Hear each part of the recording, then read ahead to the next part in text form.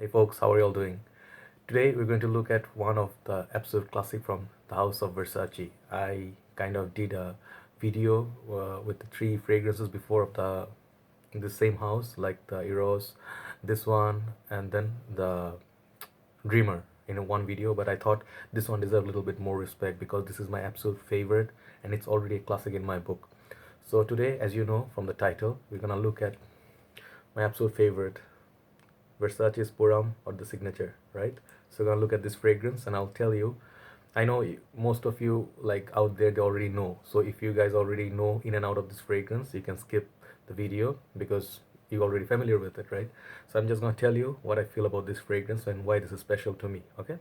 So basically, this fragrance and also one other thing, sorry, I'm gonna give you some tips in the end of the video on how to preserve your fragrances better, from them to go bad or sour, like, yeah. So some tips that I learned from time to time, from other people or my fragrance journey, so I'll share with you. All right. So basically this house, okay, coming back to the fragrance, right? So this house, Versace's Puram. Versace, basically, you guys all know, I told you a few days back in the review of Eros, it's a very sexy house, it's a very elegant house, and it's very different kind of, like a very stylish and very Italian. That's sort of a there's sexiness to everything they do. Their bottle design, presentation, whatever the clothing line, the sunglasses, whatever the jewelry, everything is just top notch. Like, yeah. And then the Medusa, there's some sort of a mysterious vibe around their house, right? So I really dig this house a lot. Maybe not all the fragrances are that solid, but they have few gems in their house, right? So, and then their fragrances for women are a bit more expensive as usual than the men's section. So basically, yeah. So there is a counterpart for this. I think it's called Versace's Pour Femme. I think that's how you say it. So the ladies version, they have one ladies version for this, right? So basically, yeah, this fragrance was released in 2008, and the perfume for this is Alberto Morias. He is one of my favorite perfume because he does all this fresh, like aromatic, sort of light, airy fragrances. Okay, he is a genius, and he does a lot of, if you just type and Google Alberto Morias, his creations, you'll see a lot of fragrances. I'm not going to mention them because it's going to take up time, right? So this fragrance is classified as aromatic fougere. Okay, so that's perfectly describes the fragrance. Okay, and then the similar fragrance to this would be very close. The closest one to my nose is, as you guys all know, this gets often compared to very very close to Chanel Allure Homme Sport. Very very similar fragrance. Like, not nothing to, the bottles don't look alike. The bottle is different from the Chanel to this, but the smell, the top notes, exactly like you cannot distinguish between this and that. All right, unless you know them very well. So basically, let me tell you the difference between this and the Chanel one in the beginning.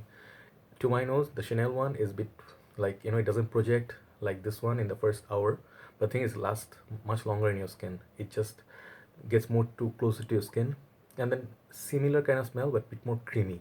Okay, bit more depth to the Chanel Allure Homme Sport than this. But I preferred this, and I bought this, and I didn't feel like I need Chanel Allure Homme Sport. I bought few other Chanels, but I didn't buy that Sport.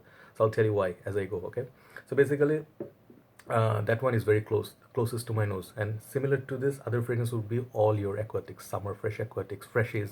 It has lemon-based fragrances and neroli-based fragrances. I think I get Aquamarine, Bulgari's Aquamarine, Usavage from Dior, and there is like your David of Cool Water. Excuse me. So all sort of those fragrances, they have certain similarity to this same class. All right. So what are the notes in this? So I prepared my notes. All right. So the prominent notes from this are lemon, bergamot, neroli, rose, clary sage, cedar, geranium, tonka bean, musk, and amber. Right. So there are a few more notes, I think, but then these are the prominent ones that you know kind of more or less I get. All right. So like this fragrance, let me tell you about the performance for this fragrance though. But I think the before that, alright, sorry, let me show you the presentation. I forgot. So these are basically the box. I'm not gonna spend so much time. As you guys know, Versace has that logo and stuff, so it looks like that. Nice design at the side nothing much. At the back you get your some more information. Bottom, at top you get Versace. So that's the box. So this bottle I told you before, this is my absolute favorite bottle. Let me show you from close.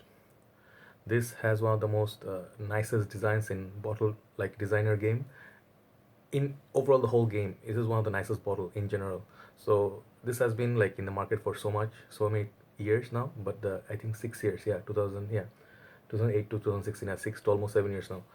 But the beauty of this bottle still is pretty, like, it's hard to beat. All right, it's cut like a crystal or diamond. I don't know how you say.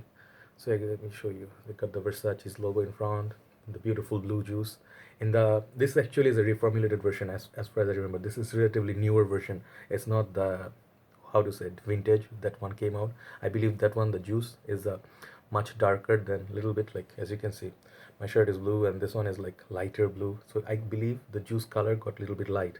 But I don't know if that's the, you cannot determine because the juice is lighter, so your fragrance is weaker. Not necessarily that's what measures it, but yeah, the performance got significantly weakened after the reformulation. So yeah, that is the one thing that is painful about this. Apart from that aspect, this fragrance is just gorgeous. All right, every single aspect of this fragrance is beautiful. So on top you get your cap like this.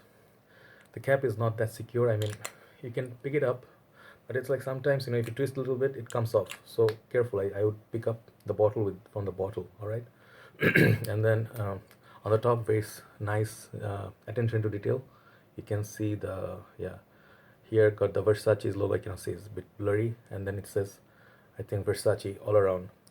And then nothing much at the back. You can see the juice see through, heavy bottom at the, at the bottom. And then, yeah, and then some more information. So another thing about this fragrance, this is so distinguished that it doesn't say Puram anywhere. So if you are in the fragrance game and you know Versace, you know your fragrances, you know this Versace's Puram, also called the signature for men.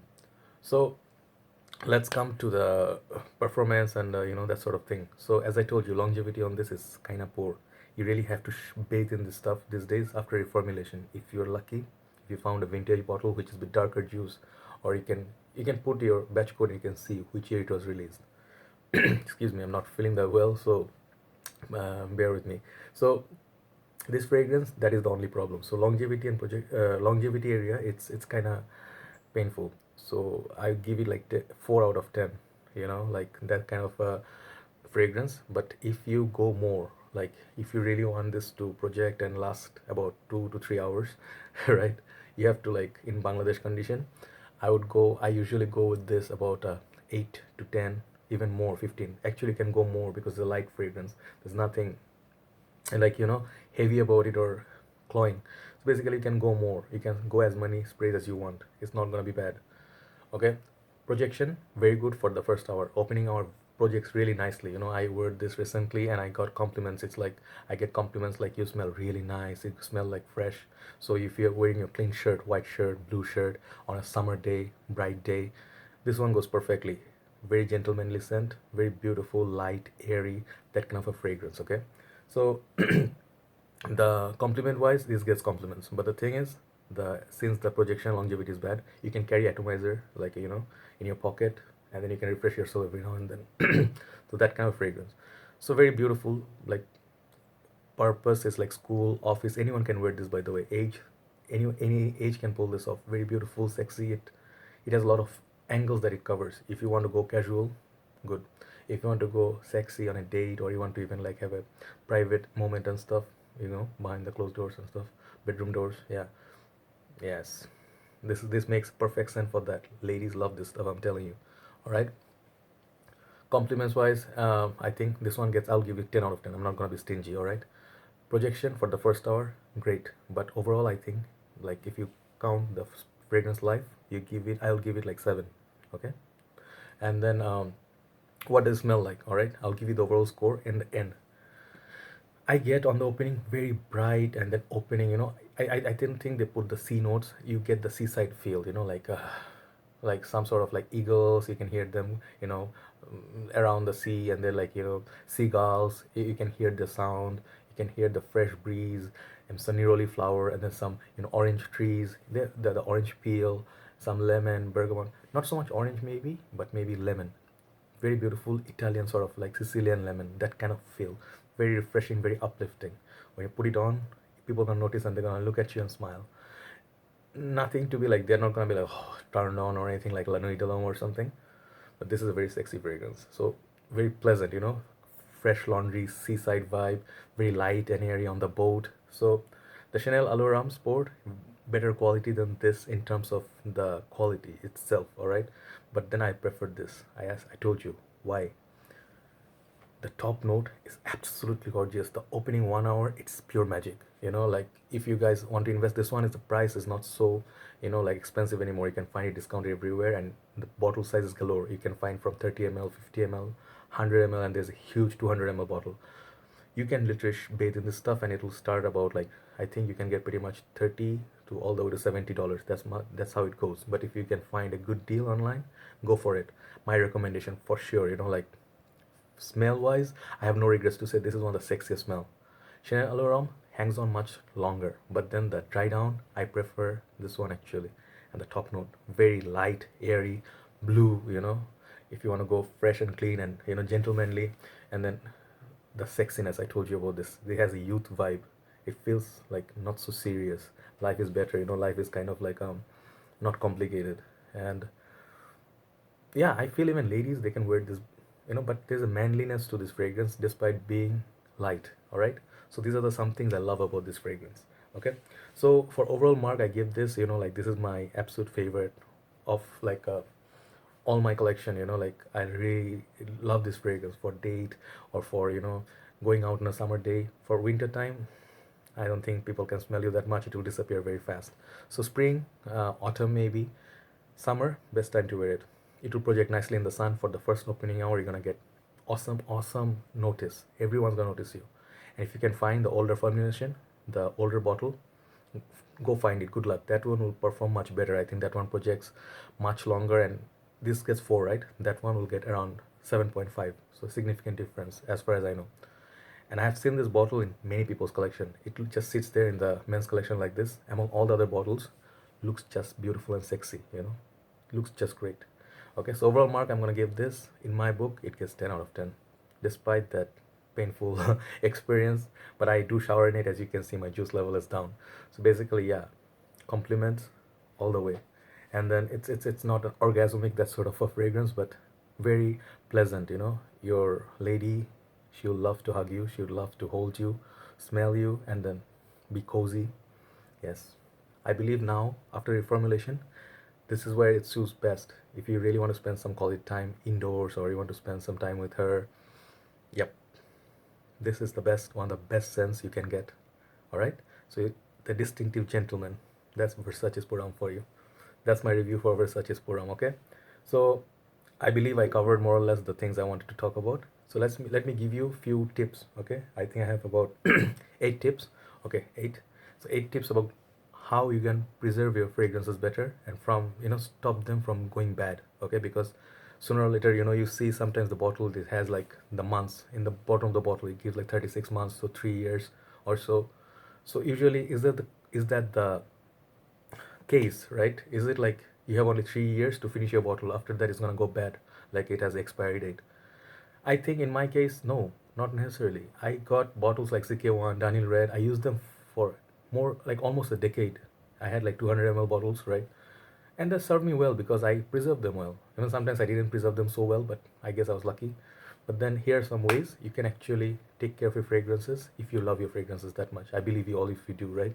So first tip, uh, if you better, like if you live in a room and then the room is a bit darker, it's a blessing. Okay, so if you don't have a direct sunlight, and then light, like direct light towards your room, that's where your fragrance is gonna last you longer. Okay, because the fragrances tend to be nicer in the cooler, that sort of a room. Okay, second tip is keep them in your box, right? The boxes usually, like most of the bottles, like I can see, like for example, right, like for example, bottles like this, they're see-through, right? So direct sunlight can pass through this and can go sour and bad because of the sunlight, right? So the thing is, there are bottles like Narcissus Rodriguez or something, few other bottles, they are not see-through.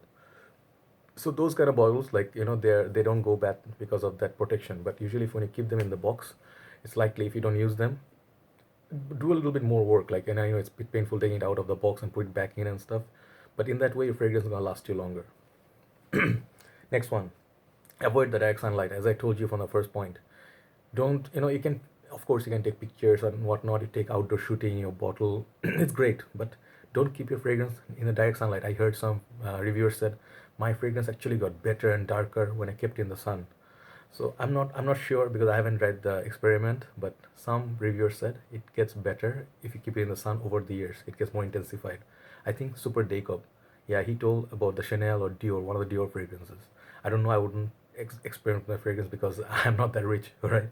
So next point, don't keep them in your car, all right?